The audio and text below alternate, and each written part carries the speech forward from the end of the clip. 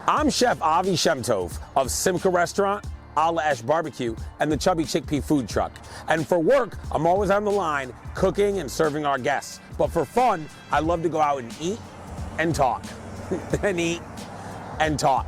And in today's episode of Party of Two, I go out to one of my childhood favorite restaurants, Town Spa in Stoughton, Massachusetts. And I'm joined by one of my favorite people in the world, my mom, Diane Shemtov. We're gonna talk about my childhood, which obviously she played a big part in, and then her childhood, which ironically I paid no part in. So check it out. And remember, hit like and subscribe. Mushroom. And by the way, the onion rings are here too. I know. So anyway, here, let's put them in place in the salad. But like my kids think of McDonald's as like a place that like we stop at on the way somewhere, and like as a kid, like it was like a thing we go to, and you won't remember this, but I was probably like somewhere between 10 and 13 in my head, and we were going to we were coming back from Little Valley or something, and we stopped at a rest stop, McDonald's, and you know, I always say like, I always describe myself as a fat kid, and then I'm like, well, as an adult, I guess, I don't know. Anyway, the point is, I was standing at the counter, you know, there's like a little chubby kid, and they had the tray, they're putting the food on it, and it looked like what we'd ordered, and you and Rooney, I don't know where you guys were at this moment, in the bathroom, something, and they put down the French fries. So I like started nibbling at the French fries. Then they put a sandwich down. It was not my sandwich. And I'm like, and I look over and the full adult man whose food it is getting right next to me. And I'm just like, oh no. I just walked the hell away. And he never said anything? No, I mean, he looked at me like, why are you eating my French fries? But I wasn't gonna. Here's this kid all by himself. He must be hungry. He was probably thinking. No, he looked at me like, stop eating my French fries. I didn't look needy, if you know what I mean. Oh dear, I bet you didn't even tell me. I just walked away. I was like, oh no. I was so embarrassed. Oh dear. Yeah. Anyway, that happened. So it was mainly McDonald's growing up. I mean, when you're a big family and it's a different area. It was McDonald's and fish fries, but most of the time, I mean, we ate at home. We went out to potlucks. We had potlucks, you know, from the community, and it was... The restaurant? I don't remember ever missing it, but it was something like, you know... Well, what about the pancake breakfast? Did that exist then or no? No, not like it does now. Okay. We did a lot of school dinners. That was a fundraiser for schools. We would do spaghetti dinners. We did... Excuse me. And who would do it? Like the kids? Or parent volunteers? Parent volunteers, as well as, I mean, like higher grades, like the high school. Like I remember going and we, I mean, it's definitely not, you know, high cuisine there, but. No, but. Excuse me, because we would par cook the spaghetti so that while it was going, you know, you'd have a whole bunch of partially cooked spaghetti that you just threw in the constantly boiling water for a minute or two and then put out. And I mean, it was Smart. You went through the lunch line, which back then there was a wall, an entrance over here, and So would you buy lunch at here. school growing up? Oh, you did? I don't remember packing lunch, but I mean, we were eligible for free and reduced lunch. So we didn't have free because I remember Mom every week taking out her envelope and giving everybody the lunch money. But so I think it was probably more economical, and it was certainly time-wise for her. And I mean, we grew up eating, you eat what's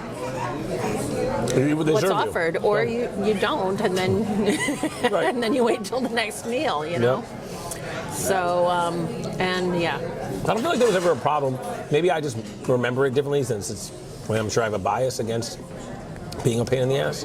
But like, I feel like with my kids, like there's things they just don't eat. I feel like for us growing up, like I don't feel like we had input in what the dinner was, and I feel like we just ate it. I don't think Ro and I were ever picky per se, but were we? Ronit loved ketchup. Ronit was way pickier than I was, wasn't she? I don't remember either of you being particularly When you sent picky. us to Israel, remember you sent us with peanut butter for Ronit. She would only eat peanut butter. That's true. Just in case, because yes, she was a little worried about what they were going to have. Yeah. But, and I mean, I remember we did, I mean, you know, we had lasagna. I mean, I think I cooked pretty much what you guys liked most of the time. And then, and when your father cooked, I mean, you guys ate it. Whatever, yeah. Sometimes it surprised me, but you know, you just ate it. I mean, Abba did a lot of the cooking then at different times when he wasn't, when the times when he was home and I wasn't. The funny thing about Abba's cooking growing up, though, was he really only cooked Israeli food when it was like people were coming over, like special occasion, Shabbat dinner, whatever. And that's, I think, probably one of the things that made me, like, why it like nostalgically fills me with like happiness, because it's like those are always a warm time. Like when Abba's making schnitzel, that means that like people are coming over. It's Friday night, like, you know, it's a celebration, so to speak. And then, but his weeknight food, honestly, in a lot of ways, I think is what inspired me to cook. Because I always tell the story about like, it was, remember how he used to like just cut kielbasa? Like he would always have frozen kielbasa, and he would always cut it up, and then he would just sweat it in like olive oil and onions, and then just fold that into ziti he'd cooked. Yeah. And it was like, it's funny because like if you look at like Turkish food, paprika is so heavy and everything, and it's like, and something beautiful happens when like paprika melts into olive oil, and then when there's onions involved, it's just another level, and that's all that was. It was like it's like somewhere along the lines he'd seen this, he'd found this kielbasa, I'm sure he didn't grow up with, and he realized like, oh well, it's like a cheat. It has everything I want. It's in it. Remember, it was always turkey kielbasa, because like in between his ears he was kosher. Yes. But that was a funny thing to me growing up. So wait, so what about pizza growing up? Would you eat pizza? Was there pizza around? And where? Well, you weren't. When I was growing up, we had a pizza place in town. Okay, so when I was a teenager, and yes, we would go there. But what about as a kid? Like you say McDonald's and fish fries, your family would never just order a pizza? Yeah, I think we would, but I don't, honestly, I mean, I don't remember. We used to make, like, there were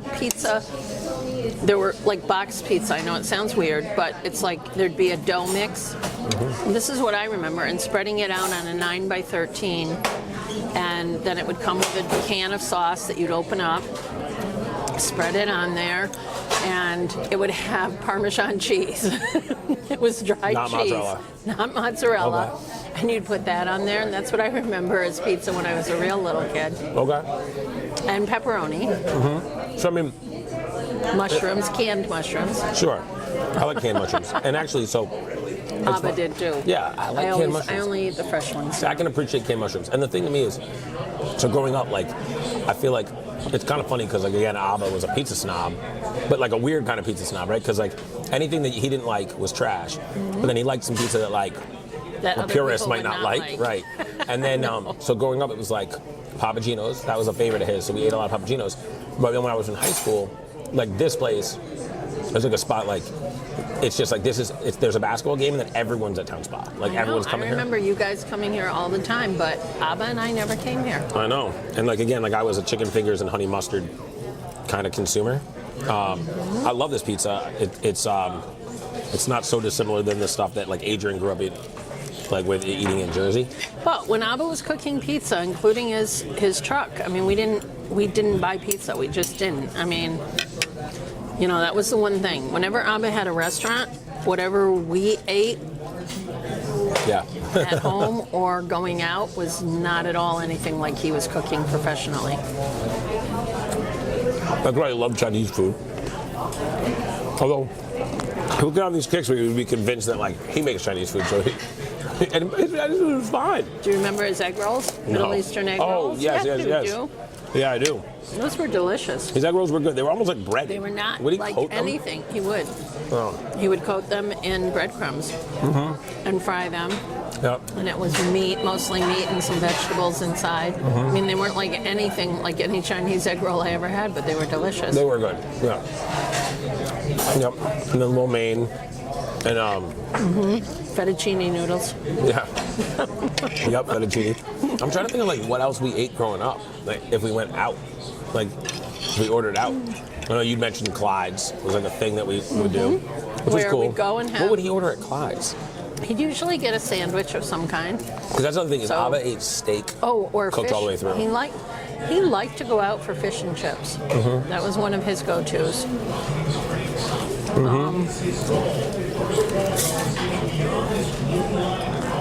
It's kind of funny that you guys moved away from Little Valley because I think Abba could have been really happy there. Well, Especially once the casino opened.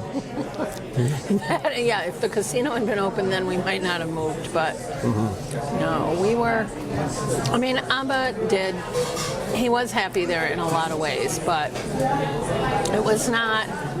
It just wasn't where we wanted to raise our children. So it was nice, small town. That's why I liked Sharon. And that's why when we came there, because Sharon had very much the small town feel, even though it has more people in it than Olean, where Aunt Donna lives.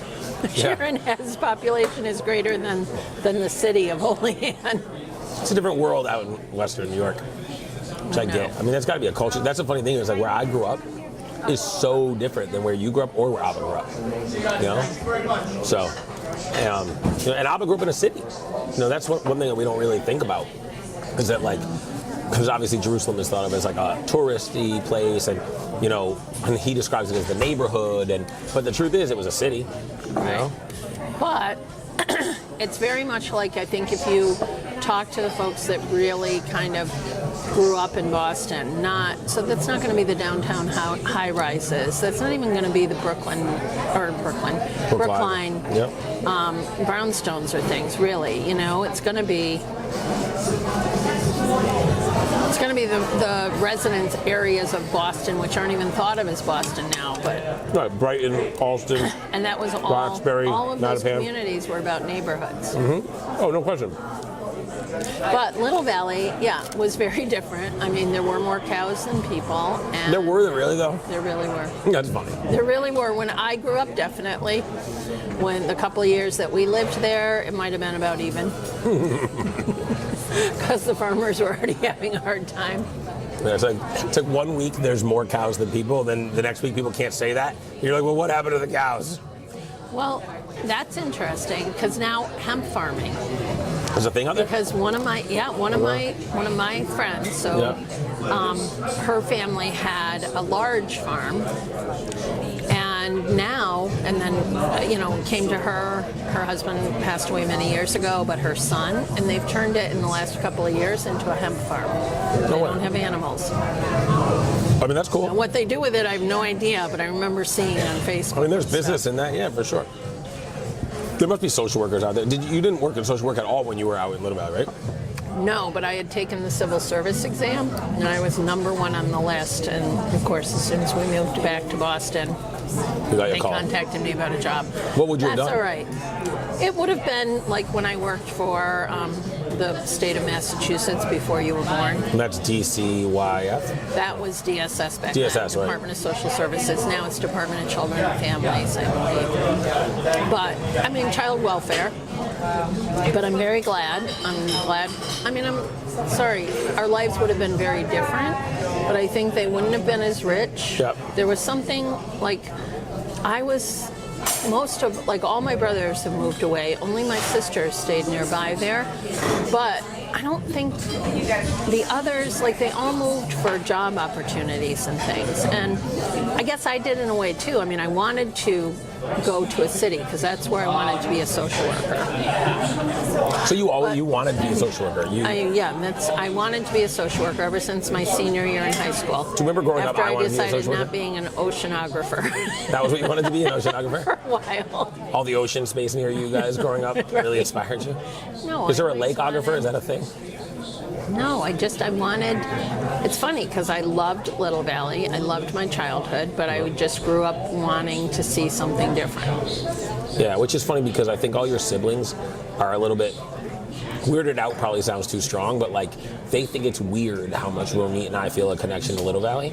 And so that's the thing is I always got the sense that you wanted to get out, but I never got the sense that you didn't love it. At the end of the day, it's just some people want to see the world. Ronit was like that, right? Ro went out to Vegas. Right. I've never spent 5 minutes in my whole life legitimately, seriously ever thinking about getting away from here. I would be sad if I couldn't come back to the places I went when I was in high school and eat the foods I ate when I was in high school. And like, but it works for Adrian. Like Adrian was always gonna stay in the Boston area. Like we never. There was a time where I guess I entertained leaving just in the sense of saying to her like, hey, do you want to like try living back around where you were from? Never a thing. That was just never a thing. And everyone's different in that way, you know. And Ronit doesn't feel the same connection to this area that I do. You know, Right. It's just different. Everybody's different, I guess, in that way. I know. No, whereas Abba, like I think like Rahavia changed so much that like it almost was easier for him. It almost would have been harder for him if he'd been in that area. Like for him, it was like he got to hold in his heart. We almost bought his childhood home. Is that right? Not the first. No, the home that him and We almost did. Really? Yeah, because we had the way property transfers and everything there. We had the opportunity as his youngest son to Interesting. buy it. But And he thought about it? we thought about it seriously, but then decided not. I mean, I guess Abba loved Boston. He really did. Yeah. I mean, he lived in New York very briefly here. He spent time in New Hampshire, but Boston He hated is Nashville, what New Hampshire. He always says to me, he calls it a city of zeros. And he's always like, it's a city of zeros. Which is a funny thing. But he has lots of funny stories about it. We all know what it means. I know. Yeah. But he always loved Boston. Yeah. Which I get. I mean, he talked about, but the thing about Boston is he loved Boston a lot like he loved Jerusalem. Like, he loved a Boston that was a certain way. You know, to him, it was like, he liked to tell stories about how Boston was. Adrian and I always joke that, like, every story he has happened somewhere between 72 and 80. You know, it's like, and by the way, it actually didn't happen then. It's just that he recalls it happening. You know, it's like, he has stories of, like, life. Everything's always how much it cost at those times. You know, like, Abba. I know. Hamburgers were 13 cents. I never remember hamburgers at McDonald's being 13 cents. Abba had sticker shock every single time he ever paid for fast food. And it was like, Abba, you've paid this price 100 times. But it still was shocking to him how much it had raised since 1974. You know? That was just a funny thing about him. But believe me, I thought about like having this conversation at McDonald's and having a cup of coffee, because I was like, that was one of his favorite things, was to like go sit and have a cup of coffee. And then Burger King. Because he would be there with Avi. Yeah. And different Avi than me, Avi. Yes, different Avi.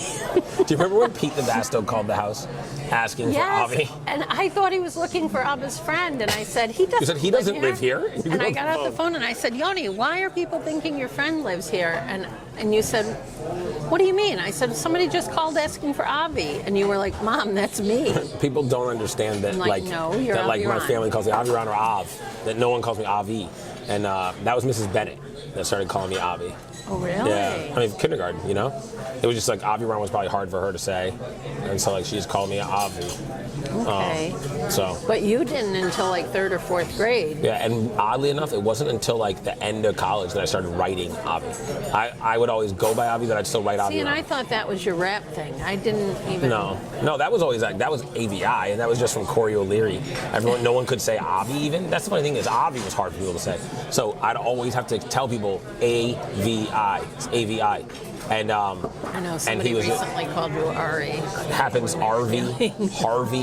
When I met Adrian, she thought I was saying Harvey with a Boston accent. Say Harvey with a Boston accent. I can't. I don't have Avi. a Boston accent. So it's like she thought that my name was Avi. And she's still going out with you? Yeah, I guess. You know, I guess. Yeah.